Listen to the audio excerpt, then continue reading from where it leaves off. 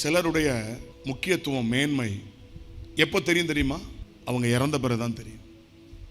உயிரோடு இருக்கிற வரைக்கும் அவங்க எவ்வளவு எஃபெக்டிவா இருந்திருக்கிறாங்க, எவ்வளவு பவர்ஃபுல்லா இருந்திருக்கிறாங்க, எவ்வளவு பிரயோஜனமா இருந்திருக்கிறாங்க, எவ்வளவு தாக்கத்தை ஏற்படுத்தி இருக்கிறாங்கிறது உயிரோடு இருக்கும்போது என்ன செய்யாது?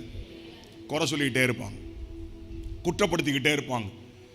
ஆனா அந்த நபரை இழக்கும் போதுதான் தெரியும் அந்த இடத்தை வேற யாராலையும் ரீப்ளேஸே பண்ண முடியாது.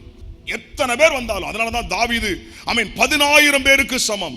இனி நீர் யுத்தத்துக்கு என்ன செய்யக்கூடாது, நீ வர வேண்டாம் ஐயா. ஒரு தடவை அவன் விடாய்த்து போன பொழுது கொல்ல பார்த்தாங்க. அபிஷாய் போய் காப்பாத்திட்டான். வேற சொன்னாங்க, இனி நீர் என்ன செய்யக்கூடாது, எங்களில் எத்தனை ஆயிரம் பேர் செத்தாலும் கவலைப்பட மாட்டான், ஆனா நீர் செத்துட்டீர்னா தேசமே அழிவதற்கு சமம். தாவீது அப்ப எப்படி இருந்திருக்கிறான்? என்ன தாவீது சொல்றாங்க, நீர் பேசாம அரண்மனையில சிங்காசனத்துல உட்காரோம், நாங்க பாத்துக்கிறோம் ஐயா, நீர் அதுல உட்கார்ந்து இருந்தாலே போதும்.